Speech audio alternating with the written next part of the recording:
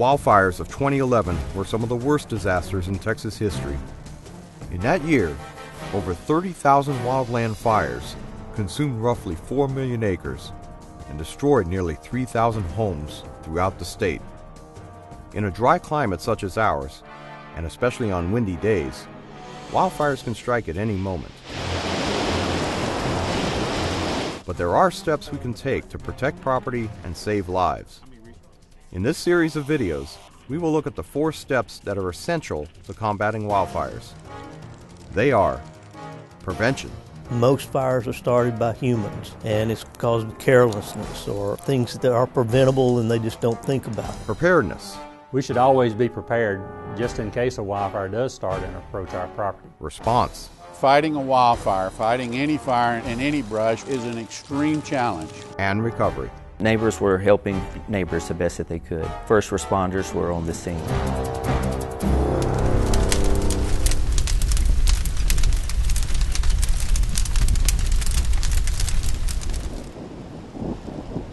This is how fast a wildfire can spread. And it can all start from something like this.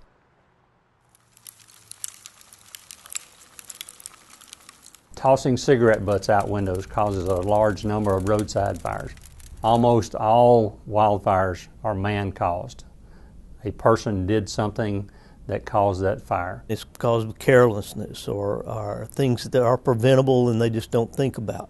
If you're cutting the grass or if you're cutting some over rocky areas, you need to make sure the blades don't hit rocks and cause sparks.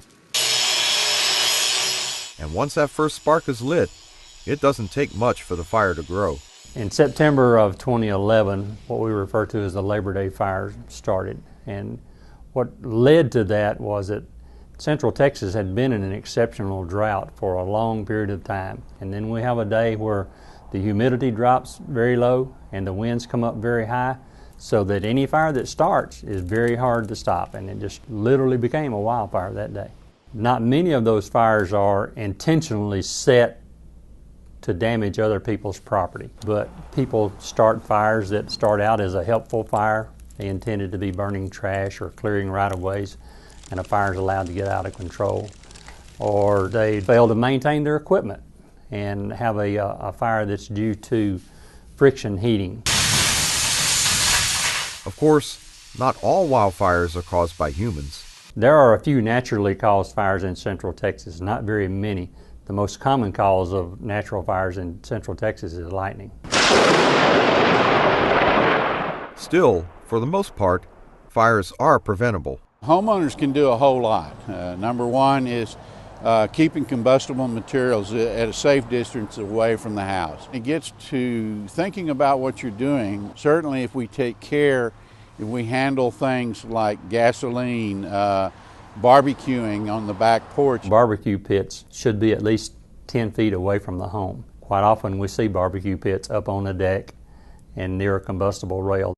People also enjoy sitting around an outdoor fire in a chimney, other heating devices. Those should only be used in an area where there's non-combustible products, preferably away from wooden decks. When you clean out your fireplace or your chimney, you need to dispose of those ashes in a non-combustible container and leave them in that container until they are out cold.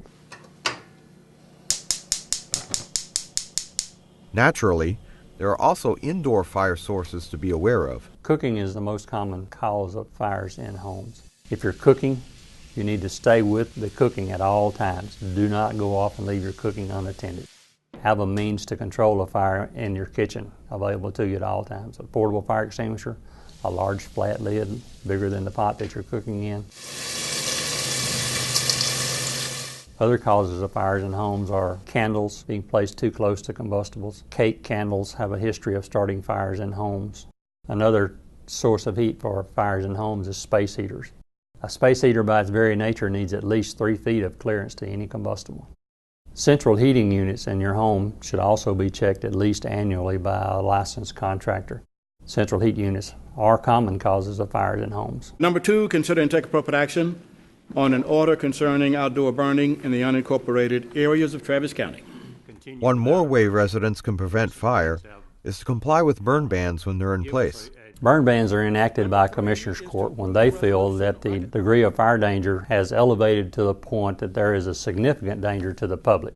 When a burn ban is enacted, outdoor burning is no longer allowed in an unincorporated area. When there's not a burn ban in place, people can burn outdoors in some circumstances, but in all cases, you should notify your local fire department and get their approval before you start a fire outdoors.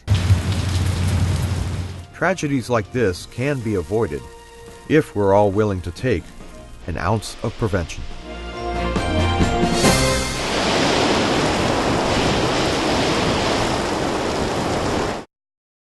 Find out more about wildfire safety in the Ready, Set, Go brochure, available at traviscountytx.gov/wildfire.